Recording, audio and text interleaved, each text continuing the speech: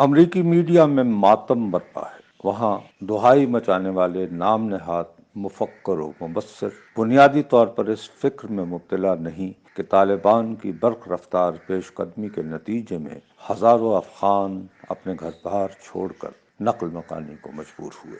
عورتوں اور بچوں سمیت کئی گھنٹوں تک پیدل چلنے کے بعد وہ کابل اور قندھار جیسے شہروں کے نواحی علاقوں میں پناہ کے متلاشی ہیں۔ بے شمار افراد پلاسٹک کے بنائے خیموں میں رہنے کو مجبور ہوئے۔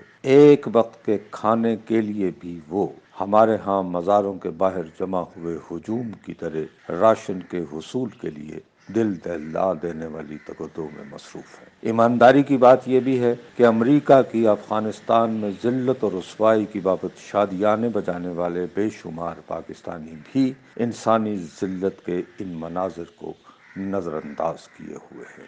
ٹی وی سکرینوں اور اخبارات کے ادارتی صفحات پر چھائے امریکی ماہرین فقط اس سوال کا جواب ڈھونڈنے کو بے چین ہیں کہ مسلسل 20 برسوں تک 100 سے زیادہ ارب ڈالر کے خرچ سے تیار ہوئی افغان فوج، جسے جدید ترین اسلحہ بھی فراہم ہوا تھا، 1 لاکھ سے کم بتائے طالبان رضاکاروں کے سامنے ریت کی دیوار کیوں ثابت ہوئی۔ امریکی صدر کو بھی کامل یقین تھا کہ کاغذوں میں بتائے اندازوں کے مطابق افغان فوج اشرف غنی حکومت کو 6 سے زیادہ مہینوں تک برقرار رکھ سکتی ہے۔ قندھار و ہرات گنوا دینے کے باوجود وہ مزار شریف اور کابل کو طالبان کے ہاتھ نہیں آنے دے گی۔ یوں افغانستان میں خانہ جنگی طویل تر ہوتے ہوئے فریقین کو بالآخر کسی سیاسی سمجھوتے کو مجبور کر دے گی۔ سیاسی سمجھوتا مگر افغانستان کی تاریخ میں کبھی ہوا نہیں۔ تخت یا تختہ والے مارکے ہوتے ہیں جس کے انجام پر کوئی ایک فریق ہی کامیاب و کامران قرار پاتا ہے۔ مذاکرات کی میز پر جو طے ہونا تھا وہ دوحہ میں گزشتہ برس کے اختتام میں طے ہو گیا تھا۔ دنیا کی واحد سپر طاقت کہلاتے امریکہ نے طالبان نہیں، امارات اسلامی افغانستان کو تحریری طور پر یقین دلایا کہ اس کے علاوہ نیٹو افواج بھی 2021 کے ابتدائی 3 ماہ گزرتے ہی ان کے ملک سے نکل جائیں گی۔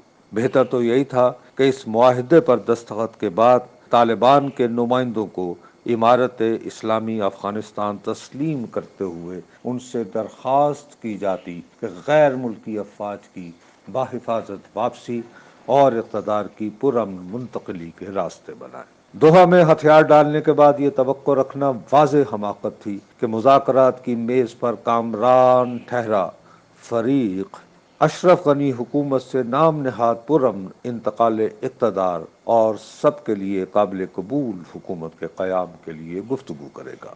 دوحہ میں ہوا معاہدہ سادہ لفظوں میں یوں کہہ لیجئے کسی سول عدالت کا جائیداد پر قبضے کے تناظر میں ہوا فیصلہ تھا۔ جس فریق کے حق میں یہ فیصلہ ہوا وہ ہر طریقے سے اپنا حق وصول کرنے کا حق رکھتا تھا۔ اپنے حق کو وصول کرنے کے لیے طالبان نے بھی عجلت نہیں دکھائی۔ کابل کی جانب پیش قدمی سے قبل بلکہ انہوں نے کمال مہارت سے اس امر کو یقینی بنایا کہ افغانستان کے شمال میں واقع ان تمام علاقوں پر اپنا تسلط یقینی بنایا جائے جہاں پشتو بولنے والے اکثریت میں نہیں۔ طالبان کے گزشتہ دور میں ان علاقوں سے شمالی اتحاد نمودار ہوا تھا۔ 9/11 کے بعد وہی امریکہ کو افغانستان پر قبضہ جمانے میں حقیقی سہولت کار ثابت ہوا تھا۔ ہرات کے اسماعیل خان نے بھی ایسا ہی رویہ اختیار کیا۔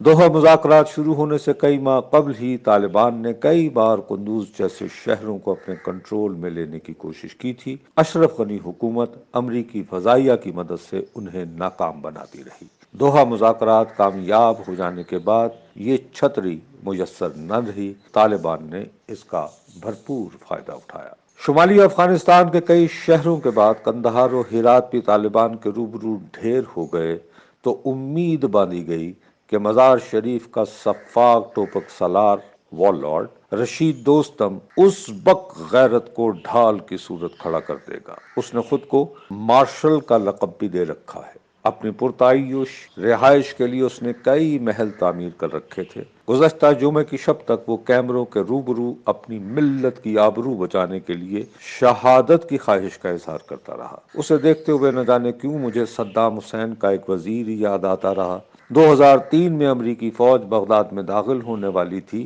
وہ مگر بین الاقوامی میڈیا کے روبرو بڑھ کے لگاتا رہا۔ صدام اور اس کے ساتھیوں کی طرح دوستم بھی ہفتے کی شام اپنی ملت کو غیروں کے سپرد کر کے فرار ہو گیا ہے۔ دوستم جیسے فن خان دلاور اب یہ جواز تراش رہے ہیں کہ اشرف غنی حکومت اور افغان فوج اسے کما حقہ کمک فراہم نہ کر پائی۔ افغان فوج کی تعداد 3 لاکھ بتائی جاتی ہے۔ یہ حقیقت مگر عرصہ ہوا آیا ہو چکی تھی کہ یہ تعداد در حقیقت اس عملے کی طرح تھی جو ہمارے ہاں کسی زمانے میں گھوسکولوں کے لیے تنخواہیں وصول کرتا تھا۔ فوج کے علاوہ پولیس کا عالم جاننا ہو تو فقط یہ حقیقت ہی آپ کی آنکھ کھولنے کو کافی ہونا چاہیے کہ سرکاری دستاویز کے مطابق صرف قندھار شہر میں پولیس کی نفری 12,000 تھی۔ حاضر ڈیوٹی پولیس کی تعداد مگر کبھی 1,000 سے زیادہ نہیں رہی۔ سرکار سے تنخواہیں لے کر پولیس کی بے پناہ اکثریت مقامی ٹوپک سالاروں کی بھتہ خور معاون ہی رہی۔ جو اعداد و شمار میں نے بیان کیے ہیں ذاتی تحقیق سے میسر نہیں ہوئے۔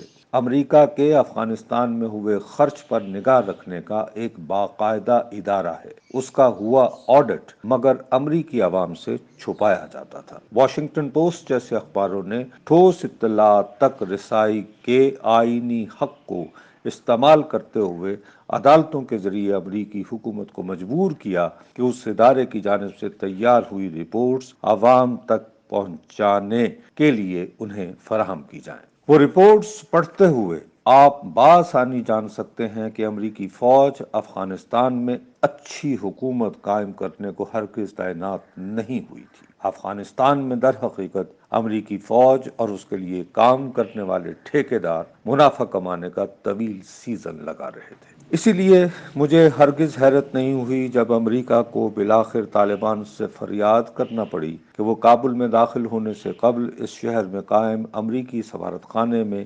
4,000 کے قریب افراد کو وہاں سے نکلنے دیں۔ 5,000 امریکی فوجی اب کابل ایئرپورٹ پر ہیلی کاپٹر اور جہازوں کی کثیر تعداد سمیت موجود ہیں۔ کوشش ہو رہی ہے کہ امریکہ کو ویسی ذلت نہ دیکھنا پڑے جو اسے 1975 میں جنوبی ویتنام کے دارالحکومت سائیگان سے نکلتے ہوئے نصیب ہوئی تھی۔ اشرف غنی اور اس کی فوج کا حقیقی سرپرست یعنی امریکہ جب اپنی جان بخشی کے لیے فریاد کرنے لگے تو وہ دوستم جیسے پاٹے خان دلاوروں کی مدد کو کیوں آمادہ ہوتے؟ افغانستان میں گزشتہ 200 برسوں سے چلائی عالمی قوتوں کے مابین گریٹ گیم کے ایک اور باب کا اب اختتام ہونے کو ہے۔ یہ مگر آخری باب نہیں، کچھ عرصے بعد ایک نئی کہانی کا آغاز ہوگا جس کے کردار بھی حیران کن حد تک نئے ہوں گے۔